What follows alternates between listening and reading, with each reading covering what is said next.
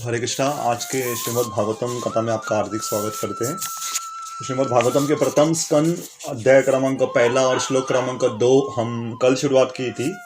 आज हम थोड़ा उससे आगे जाएंगे, तो मैं पहले पढ़ता हूँ, क्योंकि ये दूसरा श्लोक एक तरीके से है। हमारे आचार्यगण कहते हैं कि बाकी की जो भौतिक वस्तु है भागवतम उसे लात मारता है, ऐसे लात मार के बाहर फेंक देता है, क्योंकि यहाँ पे केवल शुद्ध भक्ति के बारे में ही चर्चा की गई है। शुद्ध भक्तों के बारे में और भगवान के बारे में ही चर्चा है। तो मैं आगे पढ़ूंगा। The impersonal aspect of the absolute truth is not the highest. Above the impersonal feature is the Paramatma feature, and above this is the personal feature of the absolute truth or Bhagwan. Srimad Bhagavatam gives information about the absolute truth in his personal feature. It is higher than impersonal literature and higher than the Jnana Kand division of the Vedas. It is even higher than the Karma Kand division and even higher than the Upasana Kand division, because it recommends the worship of the Supreme Personality of Godhead, Shri Krishna. तो यहाँ पे जैसे हम अनेक बार सुनते हैं कि भगवान को जानने के 3 स्तर रहते हैं। भगवान को आप ब्रह्मन के रूप में जान सकते हैं, भगवान को आप परमात्मा के रूप में जान सकते हैं, और भगवान को भगवान स्वरूप में जान सकते हैं। तो यहाँ आगे श्लोक आएगा, वो वदंति तत्व स्विद तत्वम ये ज्ञानम अद्वयम ब्रह्मेति परमात्मा इति भगवान इति शब्दते। तो भगवान के 3 स्वरूप है। ब्रह्मन का मतलब भगवान से शरीर से जो रोशनी आती है उसे ब्रह्म तेज कहते हैं या ब्रह्म ज्योति कहते हैं। तो ये भगवान का पहला स्वरूप है, भगवान से आने वाली रोशनी, भगवान से आने वाला तेज।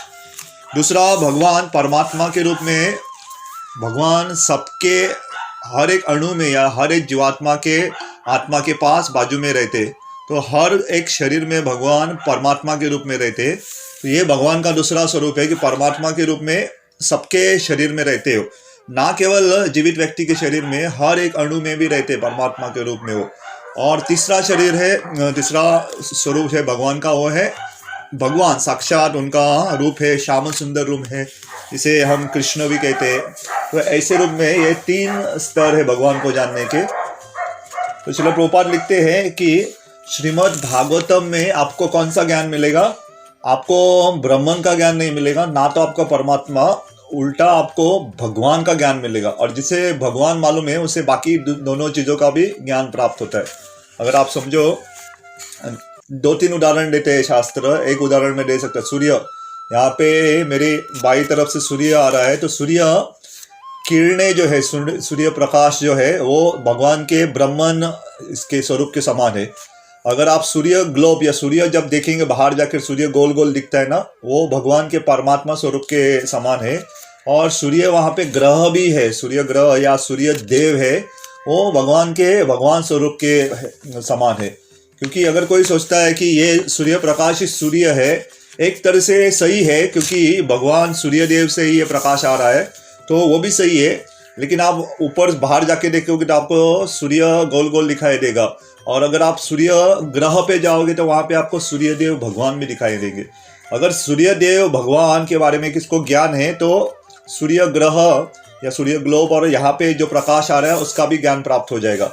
वैसे अगर किसको भगवान स्वरूप के रूप में ज्ञान है, तो उसे परमात्मा के रूप में भगवान रहते हैं सबके हृदय में, वो भी मालूम होता है, और ब्रह्म ज्योति के रूप में रहते हैं, वो भी मालूम होता है। इसलिए भागवतम में जो ज्ञान आपको प्राप्त होगा वो सबसे उच्चतर होगा। और अगर यही श्लोक में कहा गया है, आपने अगर ध्यान से कल सुना रहेगा इस श्लोक में खास करके गाया गया कि व्यासदेव ने ये भागवतम कब लिखा? अपनी भक्ति की परिपक्व स्टेज में या मैच्योरिटी में। जब व्यासदेव की भक्ति पूर्ण पक्व होगी, या नारद मुनि के आदेश के अनुसार नारद मुनि उनको उपदेश देते हैं, तब उन्होंने भागवत की रचना की। और ये भी प्रथम स्कंद में आएगा, कैसे व्यासदेव चिंतित थे, खुश नहीं थे, मैंने इतना कुछ लिखा लेकिन मुझे संतुष्टि नहीं मिल रही थी, ऐसा सोच रहे थे। और नारद मुनि प्रकट होते और उसे डांटते हैं। अगर आपने हर एक गुरु और शिष्य का जो संबंध रहता है वो खास रहता है। आप भगवत गीता में भी देखोगे, जब अर्जुन कह रहा था मैं युद्ध क्यों नहीं करूँगा, तो भगवान कृष्ण चुप थे। और ऐसा कहते हैं कि भगवान कृष्ण को जो भाव है उसे स्मित हास्य कह रहे थे। भगवान हंस रहे थे, हल्के से हंस रहे थे। स्मित का मतलब बहुत छोटी स्माइल, स्मॉल स्माइल कह रहे, या छोटे रूप में हंस रहे थे। क्यों? अर्जुन कह रहे मैं ये नहीं करूंगा क्योंकि स्त्रियों की ग्लानि होगी, उनका पतन होगा, मैं युद्ध नहीं करूंगा, मेरे हाथ लड़खड़ा है, बहुत कुछ कह रहे थे। और भगवान कृष्ण कुछ नहीं कह रहे थे। भगवान अर्जुन बहुत कारण देते क्यों युद्ध नहीं करना चाहिए।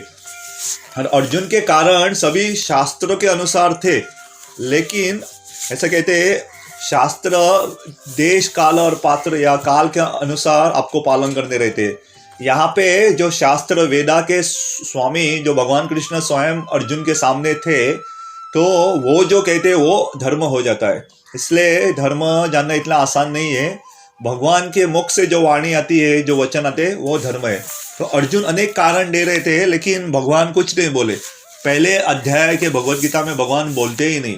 दूसरे अध्याय में जब अर्जुन कहते हैं कि मैं आपकी शरण लेता हूँ, शिष्यास्ते हम शादी माम प्रपद्ये, मैं आपकी शरण लेता हूँ तो मुझे उपदेश करो, ऐसा जब कहते हैं, तब भगवान जो पहले शब्द कहते हैं अर्जुन को डांटे कि तुम बड़े पंडित की तरह बात कर रहे हो, इतना बड़ा कह रहे हो, ऐसा नहीं करना, ऐसा नहीं, लेकिन तुम सबसे बड़े मूर्ख हो।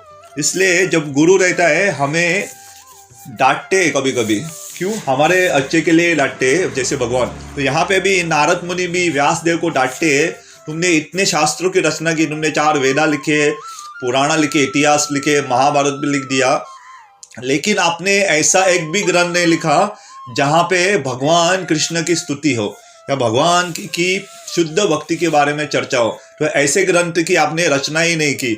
इसलिए व्यासदेव बाद में श्रीमद् भागवत पुराण की रचना करती है।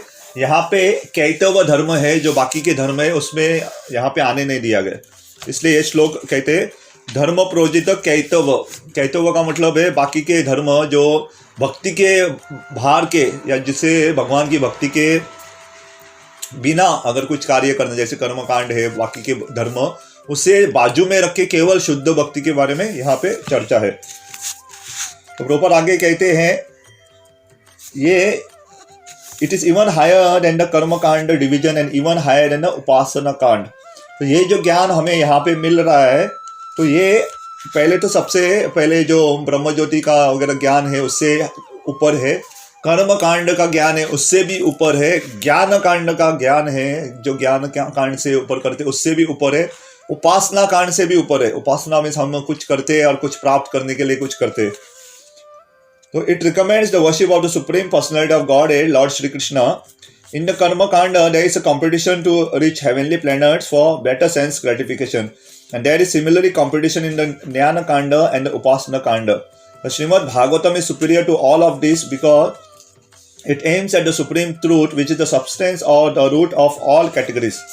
For Srimad Bhagavatam, one can come to know the substance as well as the categories. The substance is the absolute truth, the supreme Lord, and all the emanations are relative forms of energy. तो यहाँ पे आगे कहते हैं श्रील प्रभुपाद कि ज्ञान कांड और खास करके यहाँ पे कर्म कांड में तो पूरा स्पर्धा रहती। कल हमने चर्चा की कैसे लोग स्पर्धा करते। तो ज्ञान कांड में स्पर्धा रहती है, मैं ये कार्य, ये पूजा करूँगा, मुझे ये प्राप्त होना चाहिए, और उस भक्त को वो जो पूजा करे उसका फल प्राप्त नहीं होता है तो वो नाराज होता है। अगर उसने कुछ पूजा की, उसका फल उसे प्राप्त नहीं हुआ तो उस नाराज होता है। या उसकी पूजा या उसकी यज्ञ से किसी ने और ने बड़ा यज्ञ किया तो स्पर्धा होती है। ऐसे भागवत में एक कहानी आती है, पृथु महाराज अश्वमेध यज्ञ कर रहे थे। अश्वमेध यज्ञ का मतलब एक घोड़े को पूरे पृथ्वी के ऊपर भ्रमण करना है, और वो घोड़ा हर एक राज्य में जाएगा, और वो उस राज्य का राजा अगर स्वीकार करता है कि जो जिसने घोड़ा भेजा है वो राजा है करके, पूरा सम्राट है, तो पूरी संपत्ति खास करके अनेक सोना चांदी उस घोड़े के साथ उनको देते, सैनिकों को देते थे और शरण लेते थे। अगर आपको उस राजा ने जिसने घोड़ा भेजा है उसकी राज्यता या वो सम्राट ऐसी मान्यता नहीं है, आप मानते नहीं हो, तो युद्ध करना पड़ता था। तो इसे अश्वमेध यज्ञ कहते थे। ये घोड़ा पूरा भ्रमण करके पृथ्वी के ऊपर, जब पूरी पृथ्वी स्वीकार करती कि जिसने घोड़ा भेजा है वो सम्राट है, तब आप घोड़े की आहुति देके, उसे बलि देके, उसे पुनर्जीवन, दूसरा मनुष्य का जीवन देके अश्वमेध यज्ञ की पुण्य होती है।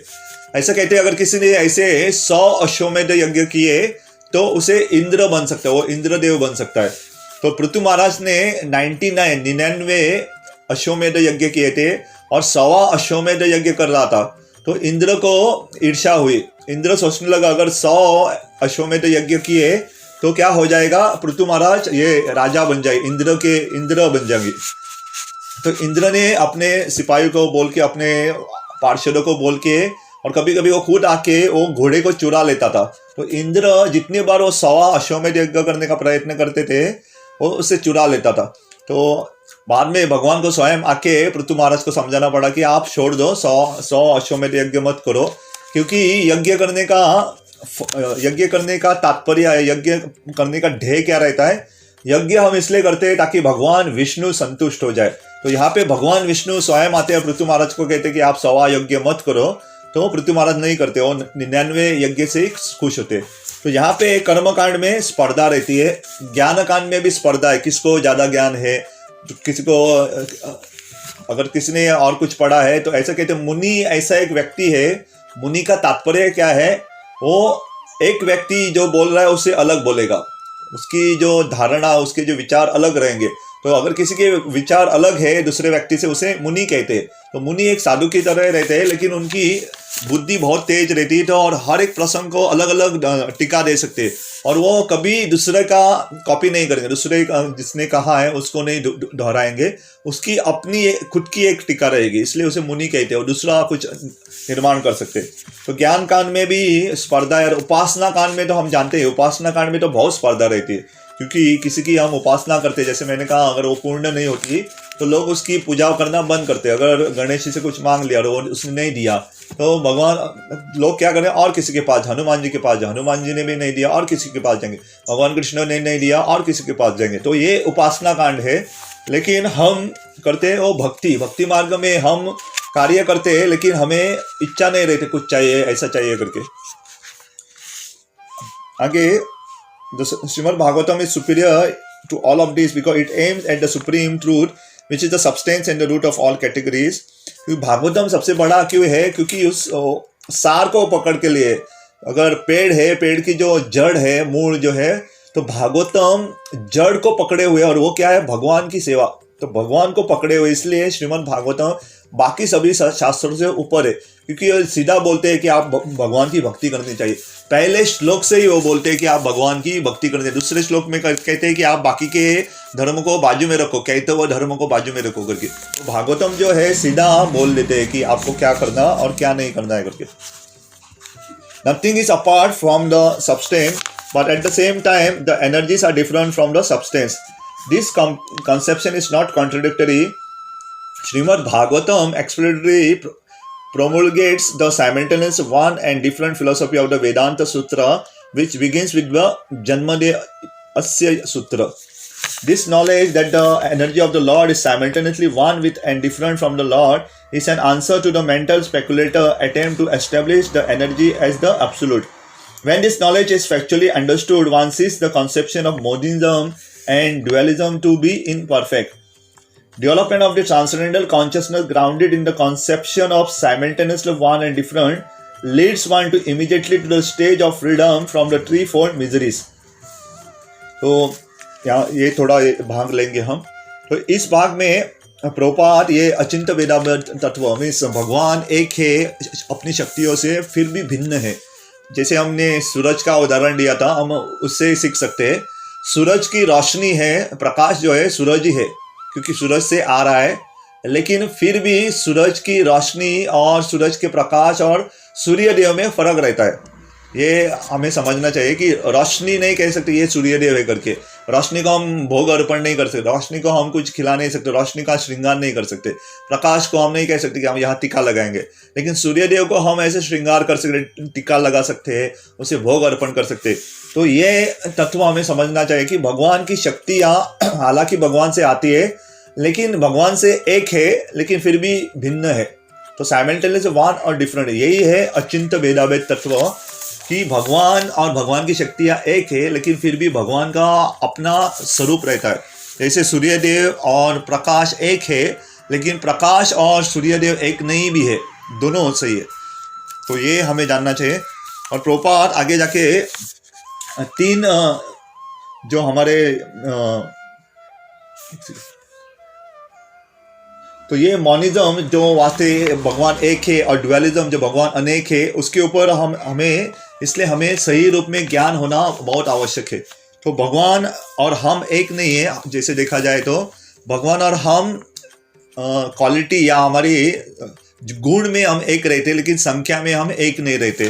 और यहाँ पे प्रभुपाद आगे 3 मिजरी के बारे में चर्चा करेंगे, या 3 ताप या 3 दुख के बारे में। तो पहला क्या है? The 3 miseries are those miseries which arise from the mind and body. Second, those miseries inflicted by the other living beings, and those miseries arising from the natural catastrophes over which one has no control. तो यहाँ पे 3 ताप है, खास करके उसे संस्कृत में आध्यात्मिक क्लेश कहते हैं। आध्यात्मिक का मतलब हमारे शरीर से और मन से होने वाले क्लेश या दुख। कभी कभी हमारा मन हमें बहुत सताता है, मन यहाँ वहाँ भागता रहता है। कभी कभी हमें शरीर दुख देता है, हाथ दुखने लगता है, पाँव दुखने लगते हैं, सिर दुखता है। तो ये आध्यात्मिक क्लेश है। दूसरा है आदि भौतिक क्लेश।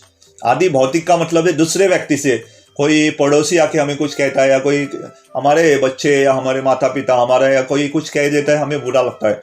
या कोई मच्छर आके काट देता है, या कोई सांप आके हमें काट सकता है, या कुत्ता काटता है।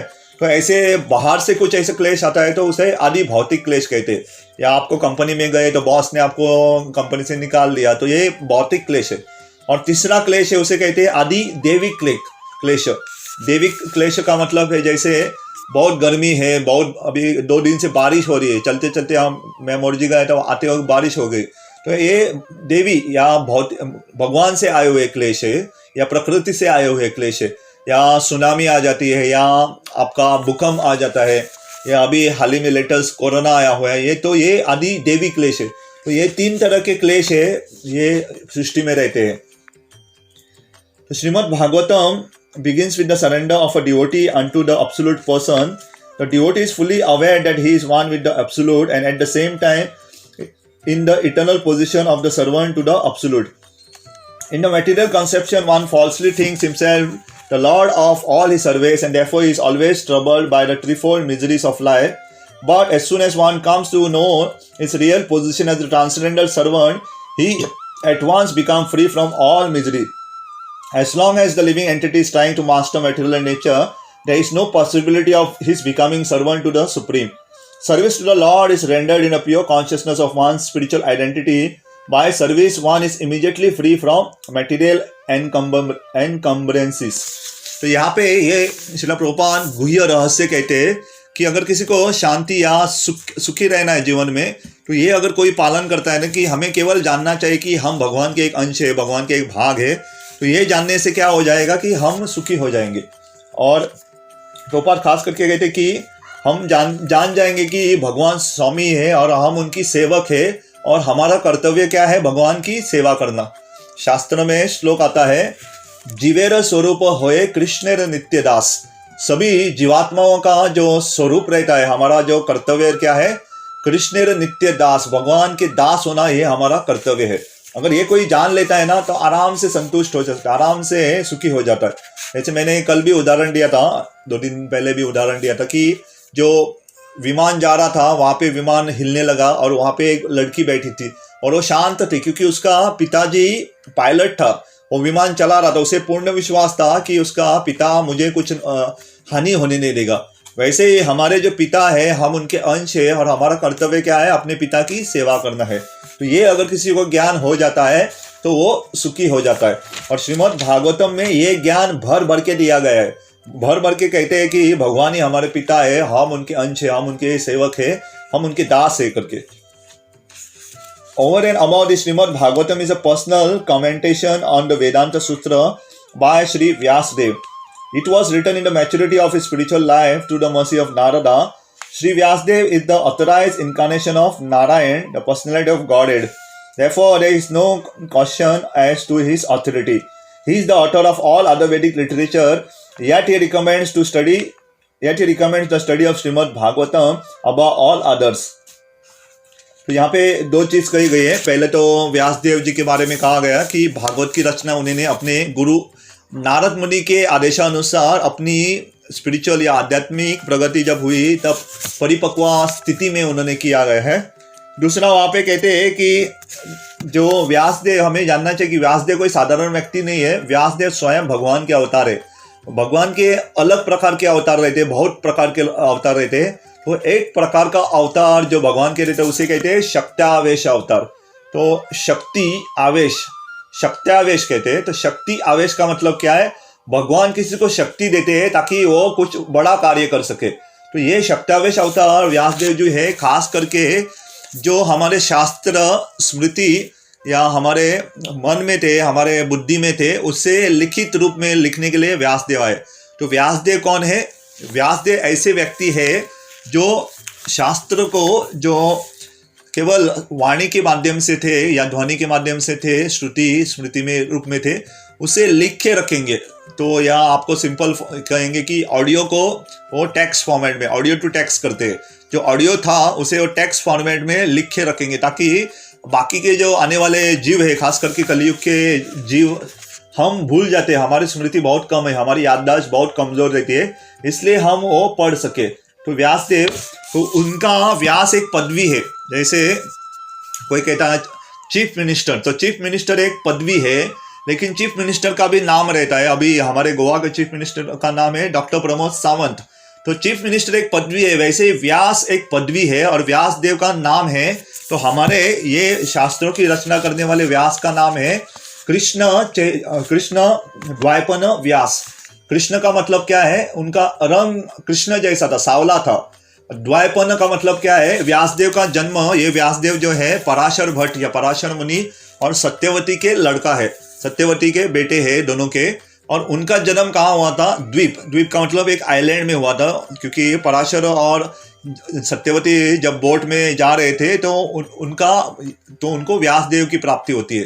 तो ये उनका द्वीप या एक आइलैंड पे उनका जन्म हुआ था, इसलिए कृष्ण द्वैपायन व्यास, तो ये उनका नाम है। आगे तो व्यासदेव क्या कहते हैं? तो व्यासदेव ने सब कुछ लिखा है, 4 वेदों की रचना की उन्होंने, पुराण, बहुत पुराण लिखे, 18 पुराण लिखे, 108 उपनिषद लिखे, इतिहास लिखे, महाभारत लिखे। लेकिन फिर भी व्यासदेव कहते हैं कि ये श्रीमद् भागवतम पढ़ना चाहिए क्योंकि ये सभी बाकी ग्रंथों से सर्वश्रेष्ठ है। और ये व्यासदेव स्वयं कहते हैं, हम नहीं कह रहे। In the other Puranas there are different methods set forth by which one can worship the demigod, but in the Bhagavatam only the Supreme Lord is mentioned. The Supreme Lord is the total body and demigods are the different parts of that body. Consequently, by worshipping the Supreme Lord, one does not need to worship the demigod. The Supreme Lord becomes fixed in the heart of the devotee immediately. Lord Chaitanya Mahaprabhu has recommended the Srimad Bhagavatam as the spotless Purana and distinguishes it from all other Puranas. तो यहाँ पे 2 भाग के लिए, पहले भाग में कहते हैं कि व्यासदेव ने बाकी के पुराणों में देवी देवताओं की पूजा के बारे में लिखा है, लेकिन भागवतम में केवल भगवान कृष्ण के बारे में लिखा है, और बाकी देवी देवताओं के बारे में नहीं लिखा है ताकि उनकी पूजा करे। और ऐसा भी कहते हैं कि अगर भगवान की पूजा करे तो बाकी देवी देवताओं की भी पूजा हो जाती है। जैसे एक पेड़ को आप जल में, उनके रूट या जड़ में उनका पानी दोगे तो बाकी टहनी है, फूल है या पत्ते है, उसको पानी पहुंच जाता है। वैसे भगवान की भक्ति करने से बाकी देवी देवता भी संतुष्ट हो जाते हैं। ये एक है। और दूसरा, श्री चैतन्य महाप्रभु ने इस भागवत को स्पॉटलेस पुराण या अमल पुराण कहा गया। अमल का मतलब जिसमें कोई मल नहीं, इसमें कोई गंदगी नहीं है, ये शुद्ध है, इसलिए उसे अमल पुराण कहते हैं। तो ये चैतन्य महाप्रभु ने भी श्रीमद् भागवतम पढ़ने के लिए, वो भी ऐसे कहते हैं नित्यम भागवत सेवा। नित्यम का मतलब है रोज पढ़ना चाहिए, ऐसा नहीं कि 8 दिन में एक बार या महीने में एक बार या साल में एक बार, ऐसा नहीं। नित्यम भागवत सेवा का मतलब है रोज, जब जब हमें समय मिलता है हमें भागवत पढ़ना चाहिए। और ये आखिरी, ये आज कंप्लीट करेंगे, थोड़ा एक ही पैराग्राफ बाकी है। The proper method for receiving this transcendental message is to hear it submissively.